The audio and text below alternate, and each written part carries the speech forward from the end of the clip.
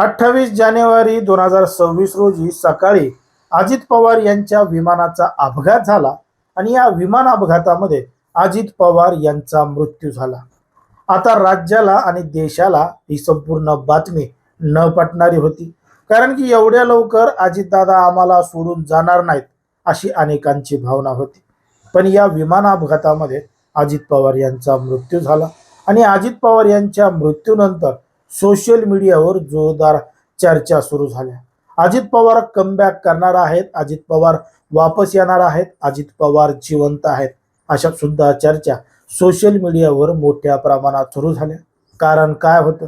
कारण की अमोल मिटकरी यांनी विविध आरोप केले होते, विविध संशय निर्माण केले होते आणि त्यांनी विचारलेले जे प्रश्न होते ते सुद्धा खरेच होते.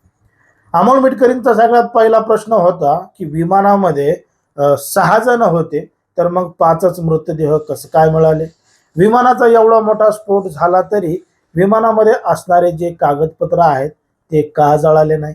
फक्त मृतदेहच का जळाले? ऐन वेळेला पायलट का बदलण्यात आले? आणि अजित पवार यांचं विमानामध्ये बसतानाचं CCTV फुटेज कुठं आहे?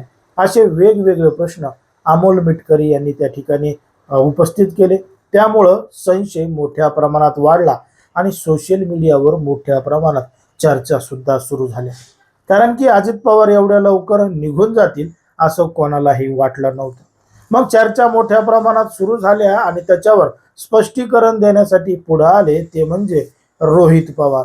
रोहित पवार यांनी 10 फेब्रुवारी 2026 रोजी एक मोठी पत्रकार परिषद घेतली आणि त्या पत्रकार परिषदेमध्ये वेगवेगळे मुद्दे उपस्थित केले. रोहित पवार नेमका आता काय बोलणार, काय पुढे आणणार, या सगळ्या गोष्टींची वाट अनेक जण पाहत होते. अखेर रोहित पवार यांनी काही मुद्दे समोर आणले आणि त्यामध्ये सांगितलं की अजित पवारांचा अपघात झाला नसून अजित पवारांचा घातच झाला आहे आणि तो नेमका कोणी केलाय, कशामुळे केलाय हेच पाहणं महत्त्वाचं आहे. कारण की रोहित पवार यांनी उपस्थित केलेले जे मुद्दे आहेत ते अतिशय महत्त्वपूर्ण आहेत आणि त्याचं खरंच त्या ठिकाणी संशोधन झालं पाहिजे, त्याचं त्या ठिकाणी संपूर्ण चौकशी झाली पाहिजे. रोहित पवारांचं म्हणणं आहे की जे विमान अजित पवार यांना देण्यात आलं होतं त्या विमानाचं व्हेरिफिकेशन केलं होतं का? त्या विमानाची संपूर्ण चौकशी केलं होतं का? त्या विमानाची संपूर्ण तपासणी केली होती का? कारण की विमान ते नेहमीच त्याची तपासणी केली जाते, काय कमी आहे, काय जास्त आहे आणि या अशा विमानांची या अगोदर सुद्धा काही अपघात झाले आहेत. मग तेच विमान अजित पवार यांना का देण्यात आलं? अजित पवार यांचा जो पायलट होता तो त्या ठिकाणी दारू पिणारा होता. या अगोदर त्याला दारू पिण्याच्या कारणामुळे निलंबित सुद्धा करण्यात आलं होतं. त्याच्यावर कारवाई सुद्धा सुरू होती. तसे व्हॉट्सअप स्टेटस, व्हॉट्सअपचे चॅट्स रोहित पवार यांनी पत्रकार परिषदेमध्ये दाखवलेले आहेत. ज्याच्या मालकीचं ते विमान आहे तो मालक म्हणतो की त्या ठिकाणी व्हिजिबिलिटीमुळं ते अपघात झाला, म्हणजे त्या ठिकाणी दृश्य दिसत नव्हतं. मग त्या ठिकाणी दृश्य दिसत नव्हतं तर मग त्या ठिकाणी त्यांना उतरण्याची परवानगी कोणी दिली आणि कशामुळे दिली?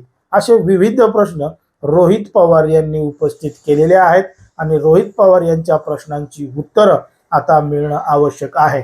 म्हणूनच वेगवेगळे प्रश्न निर्माण झाल्यानंतर रोहित पवार यांनी ज्या पद्धतीनं सांगितलंय की दादांचा अपघात झाला नसून हा घातच आहे, पण मात्र तो नेमका कोणी केलाय, काय केलाय असा मी आरोप करत नसून अशी शंका उपस्थित करतोय आणि याची चौकशी ज्या विदेशी टीम आहेत, विदेशी मोठमोठ्या चौकशीच्या एजन्स्या आहेत त्यांच्या मार्फत ही चौकशी केली जावी अशी सुद्धा मागणी रोहित पवार यांनी केलेली आहे. कारण की CID मार्फत जर चौकशी केली तर CID मार्फत योग्य ती चौकशी होणार नाही, कारण की CID हे एअरपोर्टवरती म्हणजे विमानतळावरती जाऊन सखोल चौकशी करू शकत नाही, त्यांना तेवढे अधिकार नाहीत असं सुद्धा रोहित पवार यांनी पत्रकार परिषदेमध्ये सांगितलं आहे आणि एक अपघाताचा नसून घाताचा संशय व्यक्त केलेला आहे. आणि त्या ठिकाणी बोलता बोलता रोहित पवारांनी एक बाटली सुद्धा घेतली, त्या बॉटलमध्ये एक इंजेक्शन पाणी टाकलं आणि अजित पवार यांच्या जीवाला या अगोदरच धोका होता म्हणून ते जी प्लास्टिकची बॉटल असते ती बॉटल न वापरता आता काचेच्या बॉटलमधून पाणी पित होते, असं देखील रोहित पवारांनी सांगितलेलं आहे. खरंच अजित पवार यांना मारण्याचा कट होता का? रोहित पवारांनी केलेले जे उपस्थित प्रश्न आहेत, त्या प्रश्नांची उत्तरं मिळणार आहेत का? तुम्हाला काय वाटतं हे अगदी स्पष्टपणे कमेंटमध्ये सांगा. आणि अशाच पद्धतीचे नवनवीन व्हिडिओ पाहण्यासाठी आपल्या चॅनलला लगेच सबस्क्राईब करायला सुद्धा विसरू नका.